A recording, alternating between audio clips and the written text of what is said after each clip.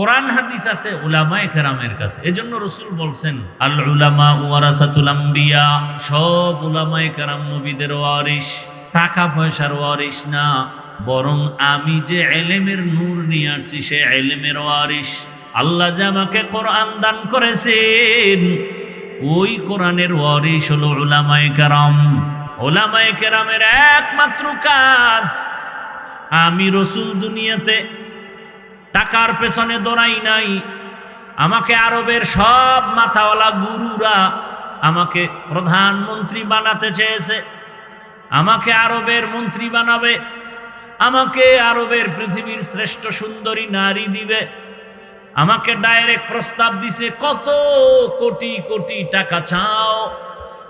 আমি মুহাম্মদ আল্লাহর কাছে যদি বলি উহুদ পাহাড় স্বর্ণ বানাও তো বানায় দিবে।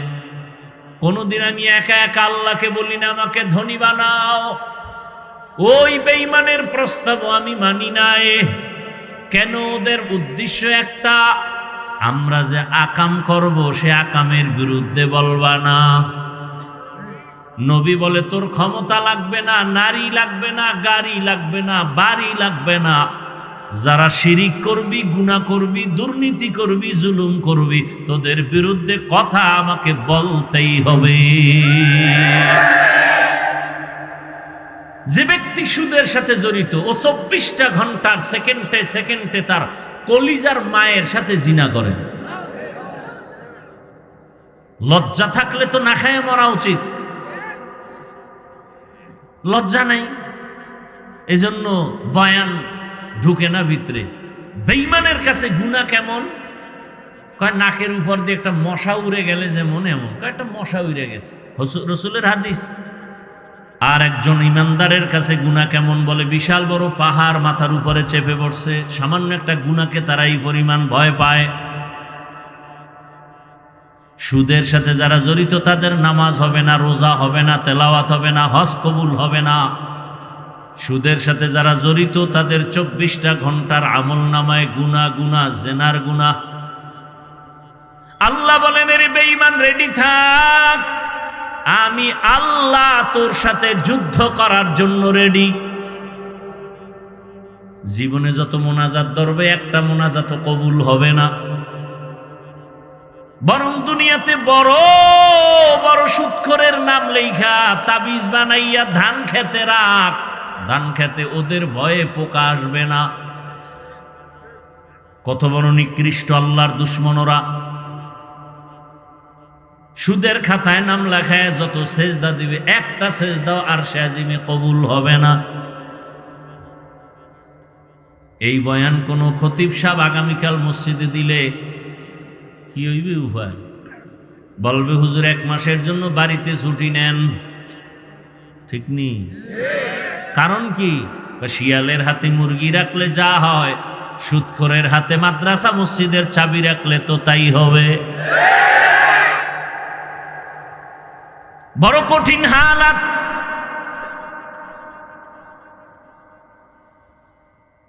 সমাজের মানুষের চরিত্র ধ্বংস করে করে এখন আর ভালো কি জিনিস বুঝে না। যার নাকের ঘেরান ঠিক নাই তার কাছে আতর আর পায়খানার গন্ধ ঘেরান সমান। কি? নাকের ঘ্রাণ শক্তি দুর্বল। আল্লাহ হেদায়াত দান করুন। আল্লাহ বলেন এজন্য আমাকে ভয় কর। শুধু আমি কেন, স্বয়ং রসুল, যেই রসুলের কোনো গুনাহ নাই, আছে রসুলের কোনো গুনাহ নাই, সেই রসুল কেমন রসুল আমার? আল্লাহ তাআলা তাকে স্পেশাল করে বানাইছেন। মুসা নবী আল্লাহর বন্ধু, ঈসা নবী আল্লাহর বন্ধু, ইব্রাহিম নবী আল্লাহর বন্ধু, ইউসুফ নবী আল্লাহর বন্ধু, রহমতের নবী আল্লাহর বন্ধু। তবে ব্যবধান, সব নবী রসুল আমার আল্লাহ তাআলার আশিক, আর আমার আল্লাহ নিজে হলেন মুহাম্মদের আশিক। ইমামুল আউয়ালিন আল আখিরিন বহরে সদকা রহমাতাল লিল আলামিন সৈয়দুল কাউনাইন খাতমুল মুরসালিন আখির আমদ বুদে ফখরুল আউয়ালিন শুধু ওজুদাস রহমাতাল লিল আলামিন মসজিদে উ শুধু হামারো ये जमीन আল্লাহ বলেন আমাকে ভয় করো নবী এত দামি যেই নবীর জন্য আমার আল্লাহ আশিক আল্লাহ তাআলা সেই নবীকেও বলেন ও নবী আপনি আমাকে ভয় করেন ইয়া আইয়ুহান নাবিয়্যুত্তাকিল্লাহ ওয়ালা তুতিইল কাফিরিনা ওয়াল মুনাফিকিন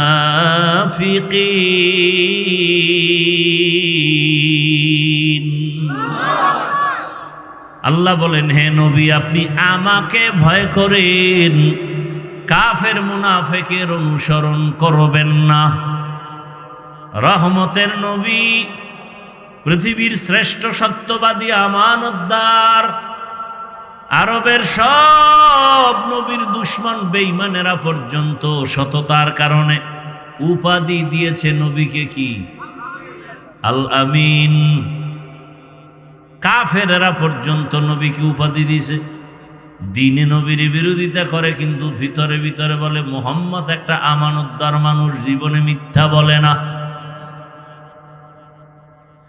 আল্লাহ বলেন আমাকে ভয় কর আর এই জমিনে যারা সত্যবাদী এদের বন্ধু হয়ে থাকো কারণ আতরের ঘেরান নিতে হলে আতরের দোকানে যাও আগুনের প্রয়োজন হলে আগুনের কাছে যাও আলোর প্রয়োজন হলে বাতির কাছে যাও আল্লাহর তাকওয়া ভয় অন্তরে জমা করতে হলে আল্লাহ ওয়ালার কাছে যাও সোহবতে সালে তোরা সালেহ কুনাত সোহবতে তালে তোরা তালে কুনাত এক জামানা সোহবতে বা আউলিয়া বেহতে রসদ সালাতাত বেরিয়া আমাদের ছোটবেলা থেকে একটা প্রবাদ আমরা শিখে আসছি সৎসঙ্গে অসৎসঙ্গে ভালো ভালো যুবক মোবাইলের সঙ্গ দিয়া চরিত্র নষ্ট লেখাপড়া নষ্ট এমনকি জীবনটা পর্যন্ত নষ্ট কোন দিন জানি ছুরির তলে চলে যায় এই যারা টাচ মোবাইল চালাও বুকে হাত দিয়া বলতে পারবি তোর চরিত্র ভালো মিথ্যা কইলে ঘুমের ভিতরে ঠাডা পড়বে আল্লাহ হেদায়াত দান করুন সারা রাত রাত নাই রাতের দিন বানায় দিস ঘরের দরজা জানালা লাগাইয়া সারা রাত জেনা করে জেনা চোখের জেনা হাতের জেনা জবানের জেনা অন্তরের জেনা রুমে রুমে মাও মোবাইল চালায় বাবাও এক রুমে মোবাইল চালায় ভাই এক রুমে চালায় বোন আর এক রুমে মোবাইল চালায় সারাটা রাত শুধু চোখের জেনা চলে হাতের জেনা চলে অন্তরের জেনা চলে জবানের জেনা চলে এত পরিমাণ গুনাহ ঘরের মধ্যে চলে মনে হয় ঘুমের মধ্যে আযাব আসবে আর ঘুম থেকে উঠে দেখবে চেহারাটা শূকরের মতো চেহারাটা বানরের মতো হয় না কেন রহমতের নবীর উম্মত হওয়ার কারণে হয় না ওগো নবীর উম্মতেরা হয়ে আজি দিশাহারা কোরআন হাদিসের চলো যখন যাহা চায় মনে নবী বিনে কে তরাবে পুলসিরাত মিজানে নবী বিনে কে তারাবে পুলসিরাত মিজানে। উম্মতের কান্ডারি নবী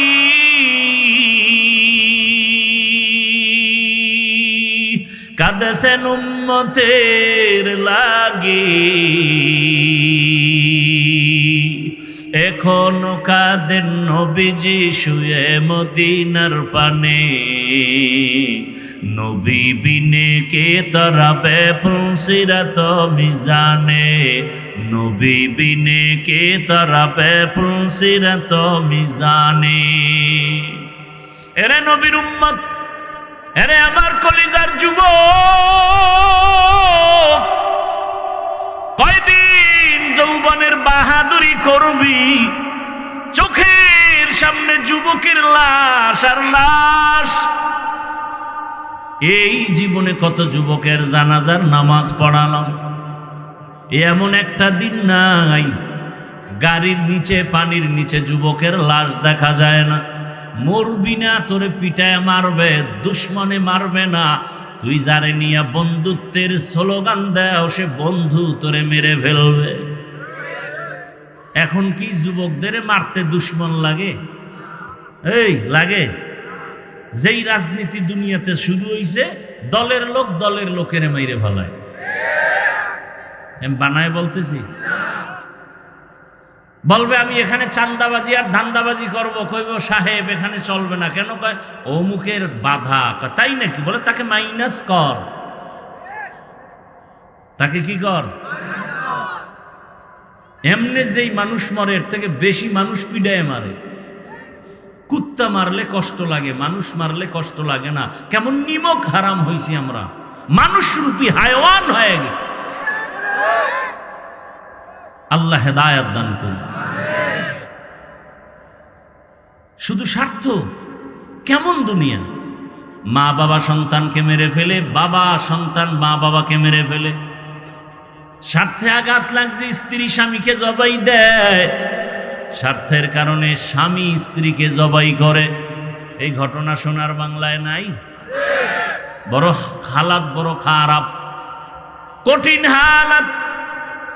এত বয়ানের পরেও যদি অবস্থা হয়, তাহলে জমিনে যদি বয়ান বন্ধ হয়ে যায়, কোরআনের আওয়াজ বন্ধ হয়ে যায়, তাহলে পশুর থেকেও মানুষ আরো খারাপ হয়ে যাবে,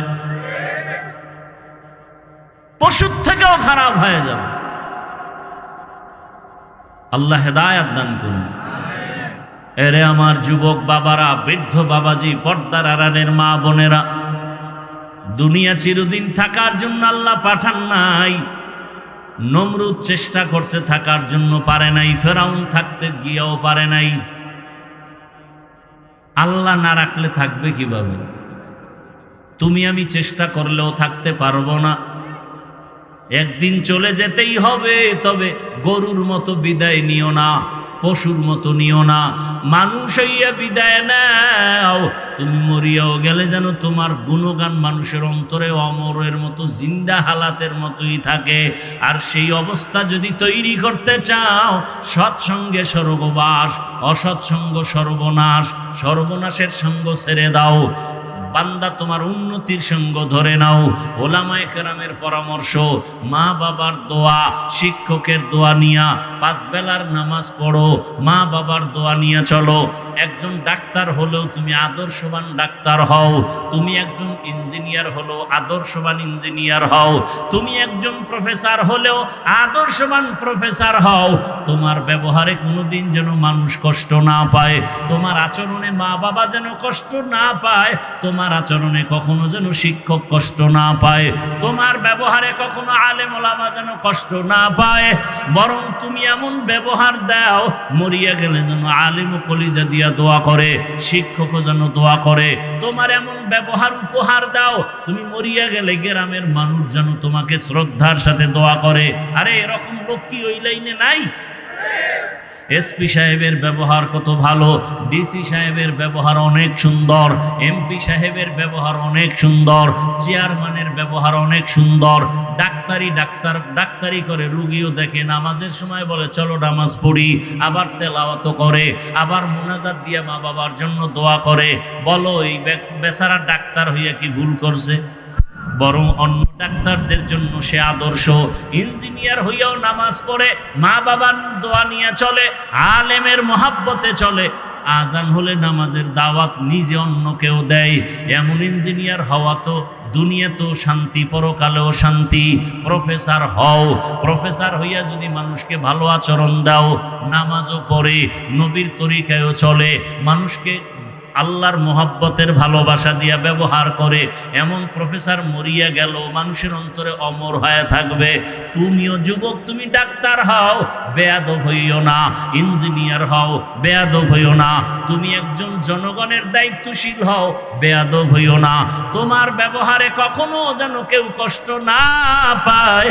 দোয়া যদি নিতে পারো, হায়াত বাড়বে। মানুষের দোয়ায় হায়াত বাড়ে, মানুষের দোয়ায় সম্মান বাড়ে। আর বরদোয়ায় চেয়ার ভাঙ্গিয়া মরে, হুইল চেয়ারেও চলতে পারে না, এমন খোদার গজবে পড়ছে যে ওর চেয়ারেও চলতে পারবে না, বিছনায় হইয়া থাকা লাগবে। এটা মানুষের বরদোয়া বড় কঠিন। বাবা, জীবনে অস্ত বাড়ি নেওয়ার কায়দা নাই। দুই একটা কথা যুবক শুনিও, পারলে কারো প্রশংসা করো, না হলে চুপ থাকো। এই ওয়াজে একটা জীবনে আমল করো, পারলে কারো প্রশংসা করো, না হয় চুপ থাকো, কারো বদনাম করিও না। পারলে কারো উপকার করো, না পারলে চুপ থাকো, কারো ক্ষতি করিও না। পারলে তুমি বান্দা নেক আমল করো, না পারলে চুপ করে বসে থাকো, গুনাহ করিও না। এই ওয়াজটা কাজে লাগাও যে পারলে কারো উপকার করব, না হয় চুপ, কারো ক্ষতি করব না। আর ওয়াজ লাগবে? পারলে কারো প্রশংসা করব, না হয় চুপ, কারো বদনাম। আরে অন্যায় যদি করে আমার বলার দরকার কি? বিচারক আল্লাহ আছে না? আল্লাহ দেখাই দিবি, তুমি তাকায় তাকায় দেখবা। এত টেনশন কেন? তোমার হাতে বিচার নেলে আসমানের বিচার বন্ধ হয়ে যাবে। তুমি বিচার নিও না, চুপ করে ছেড়ে দাও। বিচারটা আসমান থেকে আসবে, বড় ভয়ঙ্কর, যেটা জমিনওয়ালারা ও বিচার ফিরাতে পারবে না। কঠিন বিচার হবে, যা কল্পনাও করো নাই। কিন্তু নিজে কারো ক্ষতির কারণ হয় না। নবী বলেন দুনিয়াতে ভালো মানুষকে খায়রুন নাস মাইয়ানফাউন নাস, যার দ্বারা অন্যের কোনো ক্ষতি হয় না সে হলো ভালো মানুষ। হাতের দ্বারা ক্ষতি হবে না, তোমার চোখের চাহনি দ্বারাও যেন কারো ক্ষতি না হয়। চোখের চাহনিতেও ক্ষতি আছে না নাই? একজনে মজা করে কিছু খাইতেছে, তুমি এমন তাকাইছো, খাইয়া ডায়রিয়া শুরু হয়ে গেছে। এরম চোখ লইয়া দুনিয়াতে আইছে না কিছু গাঞ্জাখোর। গাছের মধ্যে নারিকেল বেশি, ও মাথায় হাত দিয়ে সর্বনাশ এত। পরের বছর নারিকেল মরতে মরতে বেউস, ওই গাছে আর নারিকেল নাই। গাবিতে দুধ দেয় 20 কেজি, ও একদিন দেখা সর্বনাশ এত। পরের সপ্তাহে 1.5 কেজি নামাইতে আর ঘাম ছুটে গেছে। রসুলের হাদিস, নজরে বড় অ্যাকশন আছে। তাহলে একটা গাঞ্জাখোরের নজরে এত অ্যাকশন থাকলে, যারা তাহাজ্জুদ পড়ে, জিকির করে, তেলাওয়াত করে, তাদের নজরে অ্যাকশন নাই? আল্লাহ বুঝার তৌফিক দান করে। অতএব এখনো সময় আছে। এই স্লোগানটা নিজের মধ্যে নাও, পারলে নেক আমল করব, না পারলে চুপ থাকবো, কারো ক্ষতি করব না, গুনাহ করব না। পারলে কারো প্রশংসা করব, না হয় চুপ থাকবো, কারো বদনাম করব না। হাতের দ্বারাও না, চোখের দ্বারাও না, জবানের দ্বারাও না। দেখবা জীবনের পরিবর্তন চলে আসবে। আরে বাবা, তুমি বিপদে পড়লেই দুনিয়ায় কেউ আগে আসবে না। অতএব তোমার উপরে কিন্তু দায়িত্ব তোমার মা, তোমার বাবা, তোমার ভাই, তোমার বোন, তোমার সন্তান, তোমার স্ত্রী, এতগুলো মানুষের দায়িত্ব মাথায় নিয়া আউলা পথে চলিও না। বাজে চিন্তা করে চলিও না। তুমি তাদের হক, তুমি চলে গেলে মায়ের পথ বন্ধ, বাবার কষ্ট শুরু, তোমার বোনের কষ্ট শুরু, তোমার ভাইয়ের কষ্ট, জীবনটা অন্ধকার, তোমার স্ত্রীর জীবন অন্ধকার, তোমার আপনজনের জীবন অন্ধকার। তুমি একা চিন্তা করো কেন? তোমার চরিত্র নষ্ট মানে তোমার মায়ের চরিত্র, বাবার চরিত্র, ভাইয়ের চরিত্র, ভবিষ্যতে তোমার সাথে যাদের মিল হবে তাদের চরিত্র নষ্ট হয়ে যাবে। তুমি একা নষ্ট হইছো, তোমার পুরো এলাকা ধ্বংস, তোমার পুরো ফ্যামিলি ধ্বংস। মদ পান করে ঘরের ছেলে, এই বাবা এই ছেলেটারে ঠিক করতে যাইয়া এক পর্যায়ে জাগা জমি বিক্রি করিয়া উল্টা পাল্টা বাড়ি ঘর, এত সুন্দর ঘর ধ্বংস হয়ে গেছে। মোটামুটি মা বাবার জীবনটা নষ্ট করে ফেলেছে এই দুশ্চরিত্র সন্তান। আর মা বাবারও কিছু দুর্বলতা, সময় থাকতে কন্ট্রোলে নেয় নাই, হাত ছেড়ে দিছে। কিছু মা বাবা আছে টাকার বাহাদুরিতে সন্তানের নামে ফ্ল্যাট দেয়, বাড়ি লেখা দেয়, পরে মরার আগে বিছনায় শুয়ে শুয়ে কান্দে, সন্তান আর খবর নেয় না। অতএব অনুরোধ করে বলছি, যুবক বাবা, এখনো সময় আছে, আল্লাহর কাছে তওবা করো। তোমার মতো যুবক জেনারেল লাইনের বাংলা পড়ুয়া, জীবনে মাদ্রাসায় পড়ে নাই এমন বান্দারাও জেনারেল লাইনে চাকরি করে, ব্যবসা করে, 5 ওয়াক্ত নামাজ পড়ে নাই।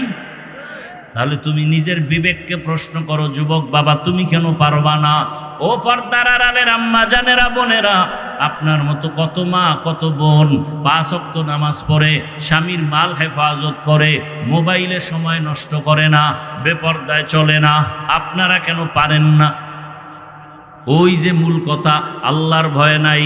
আল্লাহর ভয় থাকলেই তো হুজুরদের বয়ান শুনতো, বয়ান শুনতে শুনতে শক্ত দিলটা তো নরম হয়ে যাইতো। থানায় পুলিশে আসামি নিয়ে বেতের বাড়ি দেয়, যুবক কাঁদে না, কিন্তু কোরআনের বাগানে বৈশা আল্লাহওয়ালার বয়ান শুনে অনেকের দেখি চোখ দিয়া পানি পড়তে থাকে।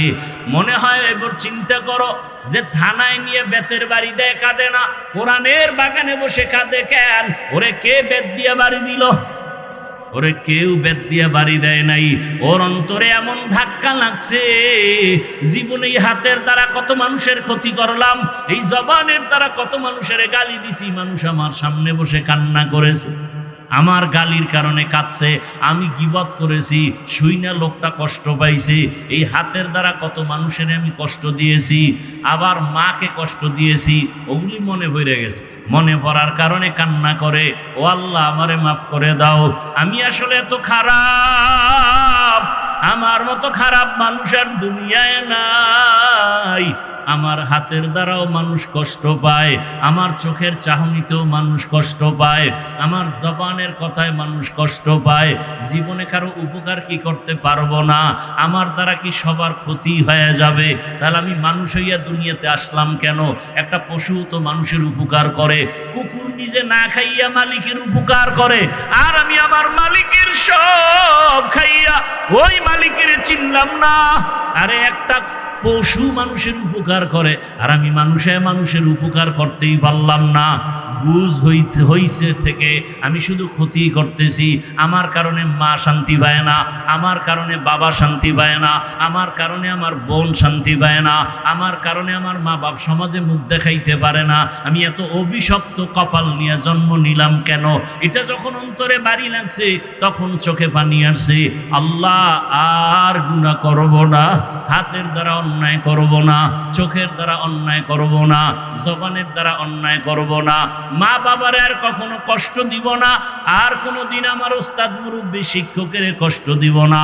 ওলামায়ে কেরামের কথা শুনিয়া, মা বাবার দোয়া নিয়া, নবীজির তরিকা মানিয়া, আদর্শ মানিয়া 5 বেলার নামাজ পড়ব। ডাক্তার হলো আদর্শবান হব, ইঞ্জিনিয়ার হলো আদর্শবান হব। আমি জনগণের দায়িত্ব নিলে আদর্শের সাথে, আমানতের সাথে পালন করব। আমার দ্বারা জীবনে যেন কোনো জুলুম না হয়, আমার কথায় যেন জীবনে কারো চোখে পানি কষ্ট পাইয়া না আসে। এইভাবে যখন মনে পড়ে, তখন চোখে পানি আসে, তখন তওবা করে। আল্লাহ বলেন, বান্দা, তুই যখন চোখের পানি ছেড়ে তওবা করো, পানিটা গালের নিচে যাওয়ার আগে আমি তোর জীবনের সব গুনাহ মাফ করে দেই। ও এলাকার মা বোনেরা, যুবক বাবারা, বৃদ্ধ বাবাজিরা এখনো সময় আছে, তওবা করে নেন।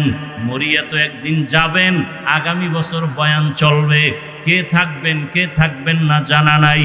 মরার আগে এখনই তৈরি হয়ে যান, নামাজ ছাড়বেন না, বেপরদায় চলবেন না, দাড়ি কাটবেন না, হারাম উপার্জন করবেন না, মা বাবার দোয়া নিয়া, শিক্ষকের দোয়া নিয়া, উলামায়ে কেরামের পরামর্শ নিয়া নবীর আদর্শ মেনে চলবেন। আল্লাহ আমাদের তওবাওয়ালা জীবন দান করেন, গুনাহমুক্ত জীবন দান করেন, আমিন। নিগাহে মুমিন সে তু বদল জাতি হি তকদীর, निगाहे मुमिन से तू बदल जाती है तकदीर, ये बंद की कुव्वत नहीं कुदरत का इशारा, ये बंद की कुव्वत नहीं कुदरत का इशारा। ऐ मर्द खिरद तर्क मासी की जरूरत, ऐ मर्द खिरद तर्क मासी की जरूरत, अब सोहबत सालेह की सवा कोई नहीं चारा, अब सोहबत सालेह की सवा कोई नहीं चारा। मरदूद है पीछे हमें खबर नहीं लेकिन, मरदूद है पीछे हमें खबर नहीं लेकिन, एक वक्त में हालाक जो अमाल है सारा, एक वक्त में हालाक जो अमाल है सारा। ला इलाहा इल्लल्लाह, ला इलाहा इल्लल्लाह, ला इलाहा इल्लल्लाह, ला इलाहा इल्लल्लाह,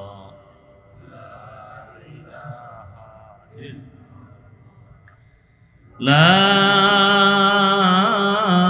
इलाहा इल्लल्लाह, मुहम्मदुर रसूलुल्लाह।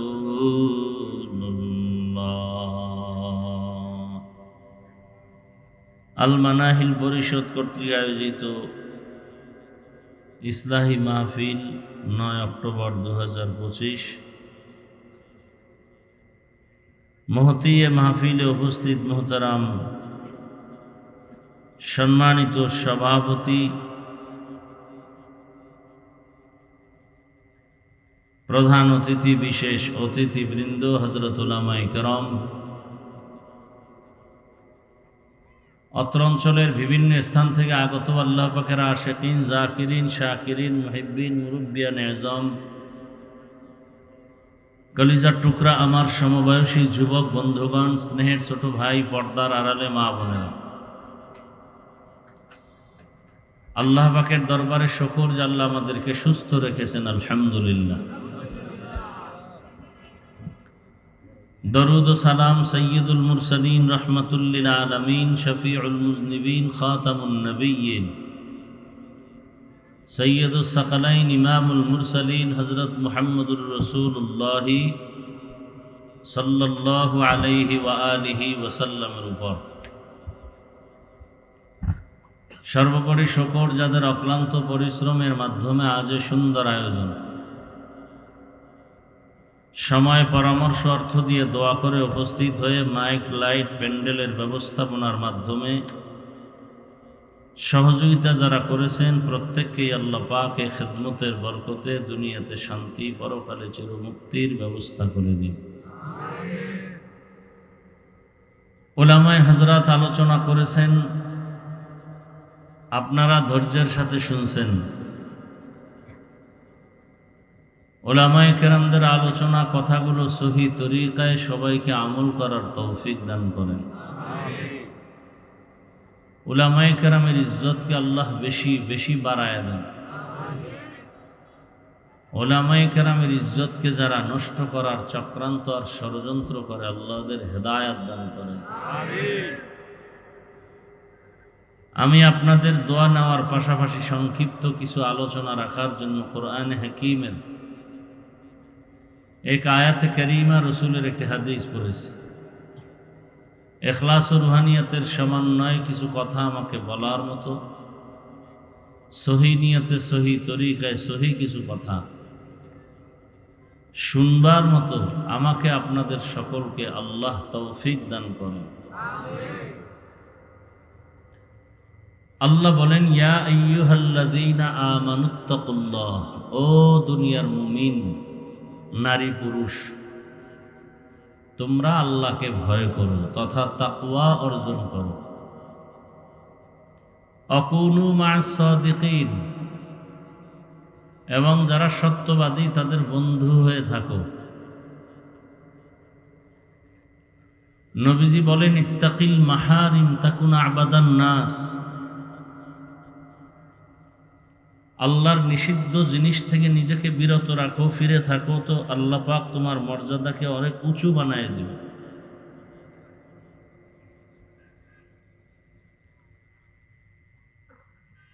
আয়াতের মধ্যে আল্লাহ পাক দুটো কর্মসূচি দিয়েছেন। মূলত মূল বিষয় একটা, পন্থা দুইটা।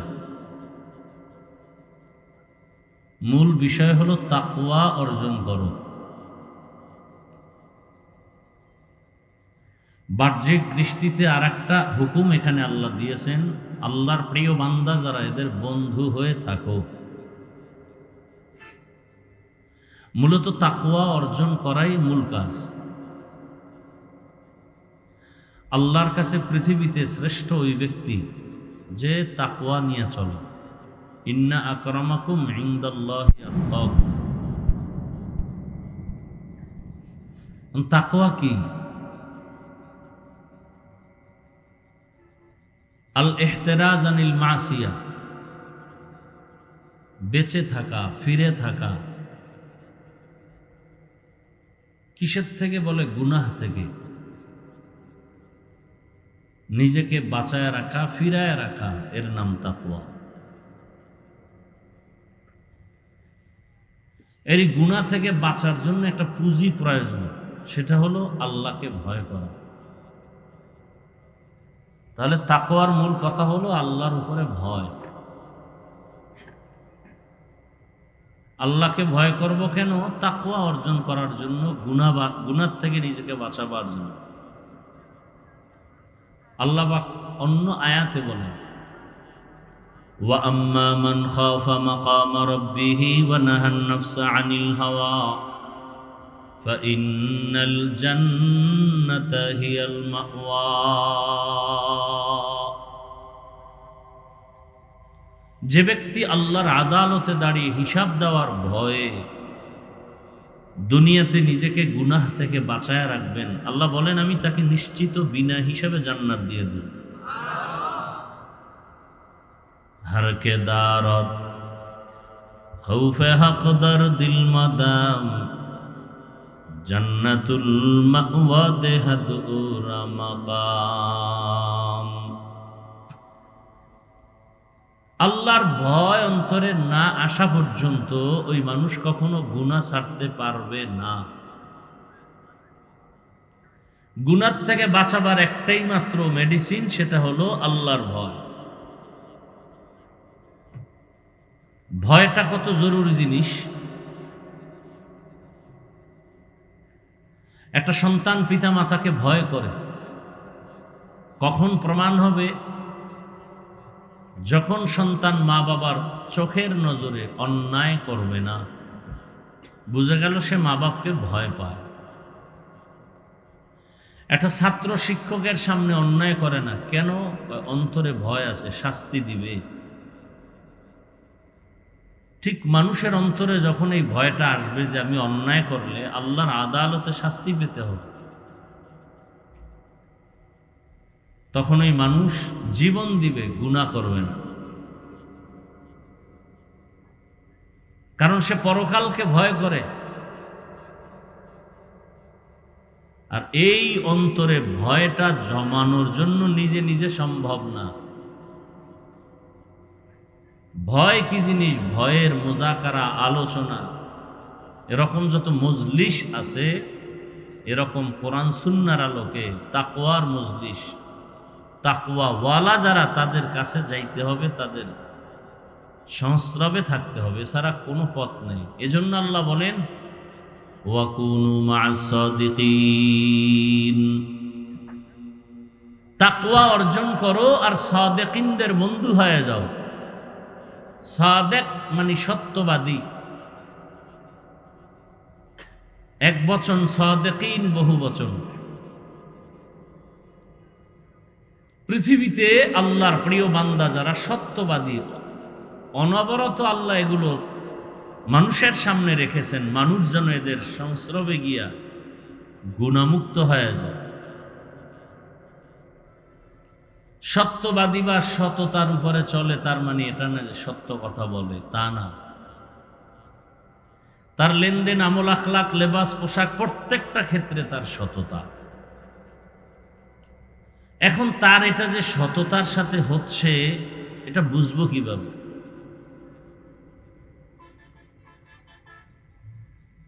এটা বুঝার জন্য একটা মাপকাঠি দরকার। একটা জিনিস বড় না ছোট, এটা বুঝার জন্য একটা এক্সাম্পল দরকার, একটা উদাহরণ দরকার। আমি বললাম এই টেবিলটা বড়, কত বড়? কয় যে এই টেবিল থেকে এইটা বড়। তাহলে এটাকে বুঝাইতে হলে আর একটা টেবিল আমার লাগে। তো আল্লাহর ভয় আমার অন্তরে জমা করার জন্য যে সত্যবাদীর কাছে যাব। সত্যবাদীকে আমি বললাম ওই লোকটা সত্যবাদী না, বললে হবে না, এটা মাপকাঠি লাগবে। আপনি বলবেন আমি সত্যবাদী, মানা যাবে না।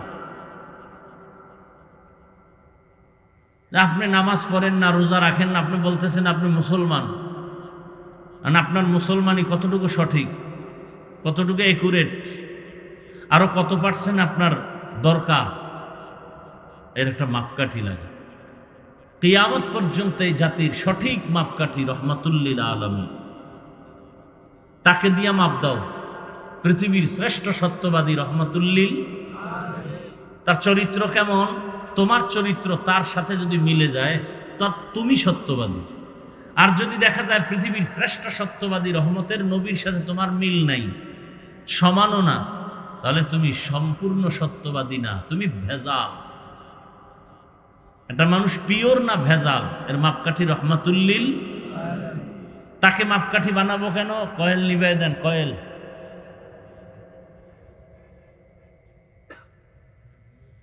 তিনি হলেন এমন মাপকাঠি যার কোনো তুলনা নাই, যার চ্যালেঞ্জের সামনে আজও পর্যন্ত কেউ দাঁড়াবার সাহস নেই।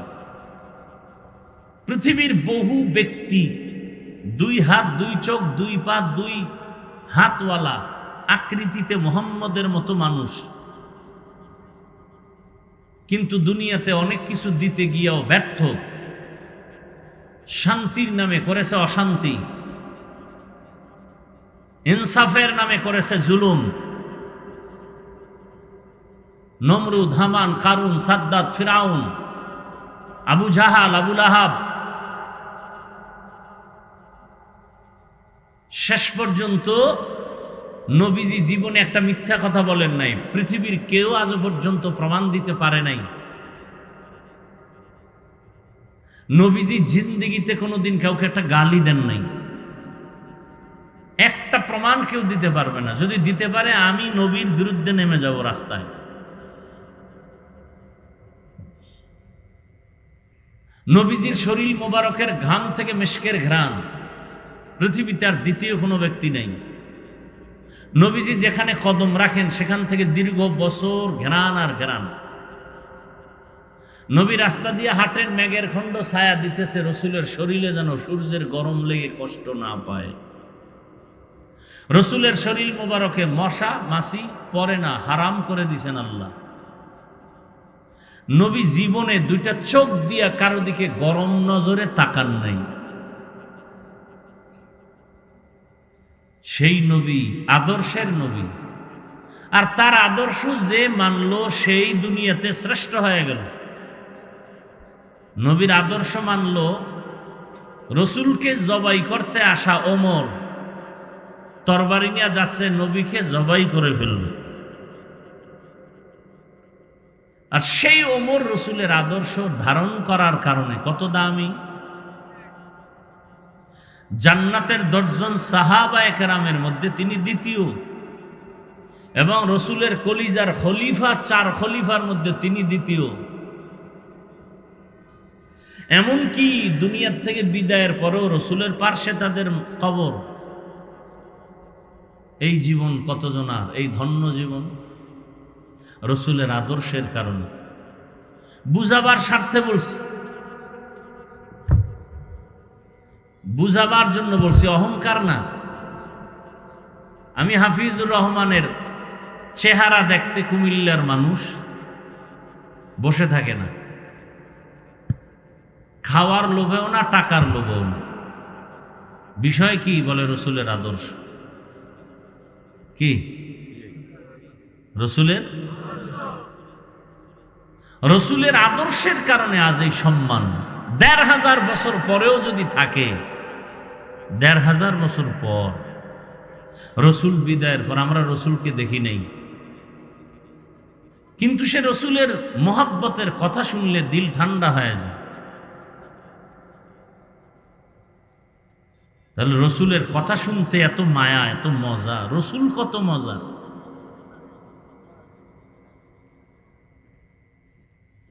সেই রসুলকে দেখার জন্য গর্তের সাপ অপেক্ষা করে। সেই রসুল হলেন চিরসত্যবাদী, চিরপবিত্র। ওই রসুলের আদর্শ যারা ধারণ করবে তারা সত্যবাদী।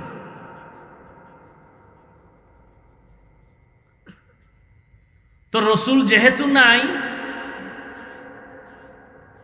তাহলে আমি যে রসুলের প্রতিনিধি বা রসুলের বন্ধু উলামায়ে কেরাম যারা, এদের বন্ধু হয়ে যে থাকবো, এটা তো অন্তর চায় না। অন্তর চায় না আমি কোনো হুজুরের কথায় উঠি আর বসি। হুজুরের কথা মানবো কেন? আর মানতে গেলেও বিপদ, বিড়ি টানা যাবে না। হুজুরের কথা মানতে গেলে ঘুষ খাওয়া যাবে না, সুদ খাওয়া যাবে না। হুজুরের কথা যদি মানতে যাই, চুরি, ডাকাতি, দুর্নীতি চলবে না। এখন হুজুরের কথা না মানলে তো তাকওয়া আসবে না, তাকওয়া না আসলে তো সে জান্নাত পাবে না। বাধ্য হয়ে হুজুরের কথা মানতেই হবে তাকওয়া অর্জনের জন্য। এজন্য আল্লাহ আগে বলে নাই আমার প্রিয় বন্ধুদের বন্ধু হয়ে থাকো, এটা আগে বলে না। আগে বলছে আমাকে ভয় করো। আল্লাহকে যে ভয় করবে তার দ্বারাই সম্ভব আলেম ওলামাকে মেনে চলা। আর যে আল্লাহর ভয় যাদের অন্তরে নাই, তার দ্বারাই সম্ভব আলেমের বিরোধিতা করা। সহজ কথা। আচ্ছা আমাকে বলেন, রসুল কি আর কিয়ামতের আগে আসবেন আমগো বয়ান দিতে? আবু বকর, ওমর, ওসমান আসবেন? আইম্মায়ে কেরাম আসবেন? আর ইমাম আবু হানিফা আসবেন? বড় বড় আউলিয়ায়ে কেরাম, বড় পীর আব্দুল কাদের জিলানী, মুজাদ্দেদ আল-ফেসানি, খাজা মাইনুদ্দিন চিশতি আজমিরি আসবেন? তাহলে কিয়ামত পর্যন্ত জান্নাতের পথ যদি আমাদের পেতে হয়, শান্তির পথ পেতে হয়, শান্তির একমাত্র পথ ইসলাম। আর ইসলাম আছে কোথায়? পার্কে। কোথায় আছে? কোরআন হাদিসে। আলহামদুলিল্লাহি রাব্বিল আলামিন ওয়াসসালাতু ওয়াসসালামু আলা সাইয়্যিদিল আমবিয়া ওয়াল মুরসালিন ওয়া আলা আলিহি ওয়া আসহাবিহি আজমাইন। ইয়া আরহামার রাহিমিন, ইয়া আরহামার রাহিমিন, ইয়া আরহামার রাহিমিন। রব্বিরহামহুমা কামা রব্বায়ানি সগীরা। আল্লাহুম্মা ইন্নাকা আফুউন কারীম তুহিব্বুল আফওয়া ফাআফু আন্না। আল্লাহুম্মা ইন্না নাসআলুকা রিযাকা ওয়াল জান্নাহ ওয়া নাউযু বিকা মিন সাখাতিকা ওয়ান নার। ও দয়ার মালিক, গুনাহের বোঝা নিয়ে আপনার দরওয়াজায় হাজির। কত উলামায়ে কেরাম, কত মুরব্বী, কত ব্যবসায়ী, কত চাকরিজীবী, কত হাজি সাহেব, আমার কলিজার কত যুবক, কত ছাত্র ভাই, পর্দার আড়ালে মা বোনেরা, সবাইকে আপনি দয়া করে মাফ করে দেন, মাহফিল কবুল করে নেন, আয়োজনকারী সহযোগিতাকারীদের কবুল করে নেন, দান সৎকারীদের কবুল করে নেন। আয় আল্লাহ, ঘরে ঘরে সুন্নতের বাতি জ্বালায় দেন, সন্তানগুলো নেককার বানায় দেন, লেখাপড়া পরীক্ষার্থীদের কামিয়াবি দান করেন, আমার কলিজার যুবকদের দিনদার বানায় দেন, মোবাইলের গুনাহ থেকে হেফাজত করেন, এলাকায় শান্তি দান করেন, ব্যবসা চাকরি যারা করে বরকত বাড়ায় দেন, অভাব দূর করে দেন, ঋণ আদায়ের ব্যবস্থা করে দেন, সারা দুনিয়াবাসীকে মাফ করে দেন আল্লাহ।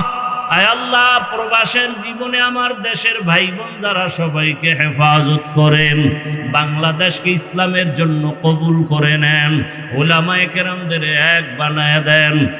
আয় আল্লাহ, বাতিলের মোকাবেলায় বিজয় দান করেন, বাতিলের নেফাকি জাহের করে মুমিনের ঈমান আমল হেফাজত করেন, সুন্নতওয়ালা ইজ্জতের জীবন দান করেন, নবীজির রওজা জিয়ারতের জন্য কবুল করে নেন। আয় আল্লাহ, বাইতুল্লাহর গিলাফ ধরে লাব্বাইক বলার তৌফিক দান করেন। আয় আল্লাহ, মা বোনদের আবেদা বানায় দেন, ঘরে ঘরে শান্তি দান করেন, অন্তর থেকে হিংসা দূর করে আমাদের মোহাব্বত বাড়ায় দেন, জাহিরি বাতিনি দুশ্মনের মোকাবেলায় বিজয় দান করেন। আয় আল্লাহ, চলার পথে ইজ্জতের সাথে হেফাজত করেন, মুখালেফের মুআফিক বানায় দেন, বরকতি রিজিকের ব্যবস্থা করে দেন, সারা দুনিয়ায় ইজ্জতের সাথে খেদমতের জন্য কবুল করে নেন, মামলা থেকে চির মুক্তির ব্যবস্থা করে দেন। আয় আল্লাহ, পেরেশান মুক্ত জীবন দান করেন। আয় আল্লাহ তাআলা, উলামা তোলাবা উম্মতের অন্তরে কুদরতের দ্বারা নবীজির মুহাব্বতে, দ্বীনের নিসবতে অন্ধের মতো মুহাব্বত বাড়ায় দেন। আয় আল্লাহ, অন্ধ মুহাব্বত বাড়ায় দেন। আয় আল্লাহ, মুখালেফাত দূর করে দেন, নবীজির মুহাব্বতে আমাদের সকলের দোয়া কবুল করেন। আমাদের মা বাবা যারা দুনিয়ায় নাই, সবার কবর জান্নাত বানায় দেন। আম্বিয়ায়ে কেরাম, সাহাবায়ে কেরাম, শুহাদায়ে কেরাম, আউলিয়ায়ে কেরাম, আসাতেজায়ে কেরামদের মাকাম জান্নাতে উঁচু বানায় দেন। আয় আল্লাহ, যারা বেঁচে আছে হায়াত বাড়ায় দেন, দীর্ঘ নেক হায়াত দান করেন, অসুস্থতা দূর করে সুস্থতার নেয়ামত বাড়ায় দেন, সুস্থতার সাথে দীর্ঘ নেক হায়াত দান করেন, সুস্থতার সাথে দীর্ঘ নেক হায়াত দান করেন, আওয়াজে কথায় রুহানিয়াতে স্পষ্টতার রব বাড়ায় দেন। আয় আল্লাহ, গুনাহ মুক্ত জীবন দান করেন, সমস্ত ফিতনা থেকে হেফাজত করেন, নবীজির মুহাব্বতে আমাদের সকলের দোয়া কবুল করে নেন। সাল্লাল্লাহু তাআলা আলা খাইরি খালকিহি মুহাম্মাদিন ওয়া আলিহি ওয়া আসহাবিহি আজমাইন বিরহমাতিকা ইয়া আরহামার রাহিমিন। সাক্ষাতের জন্য কেউ দাঁড়াবেন না সামনে। আসসালামু আলাইকুম ওয়া রাহমাতুল্লাহি ওয়া বারাকাতুহু।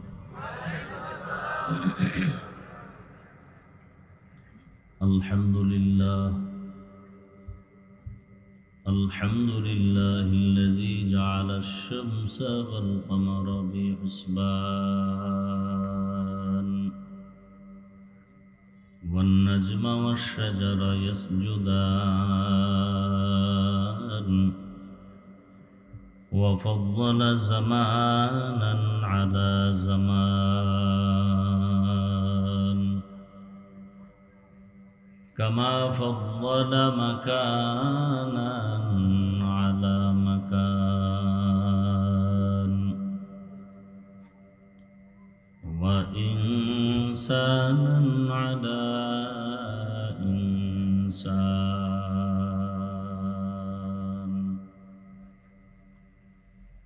ونشهد أن لا إله إلا الله وحده لا شريك له لا ضد له ولا ند له ولا مثل له ونشهد أن سيدنا وسندنا وحبيبنا وحبيب ربنا وطبيبنا وطبيب قلوبنا ومولانا محمدا عبده ورسوله أرسله بالحق بشيرا ونذيرا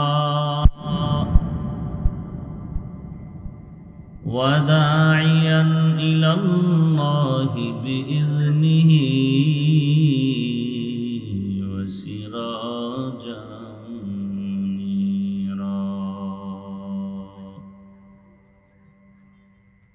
اللهم صل على محمد النبي الأمي وعلى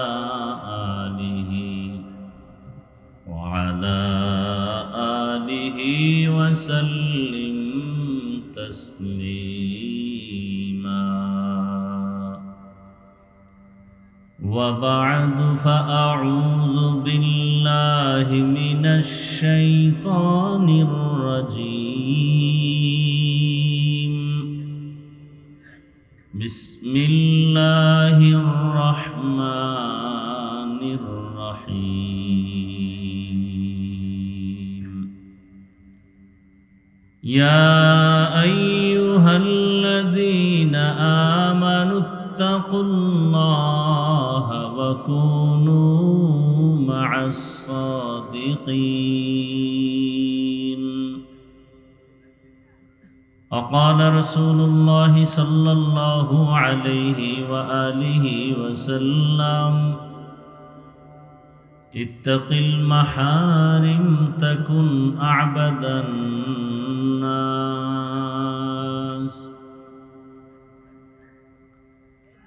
صدق الله مولانا العظيم وصدق رسوله النبي الأمي الكريم ونحن على ذلك من الشاهدين والشاكرين والذاكرين والحمد لله رب العالمين سبحانك لا علم لنا إلا ما علمتنا إنك أنت العليم الحكيم رب اشرح لي صدري ويسر لي أمري واحلل عقدة من لساني يفقه قولي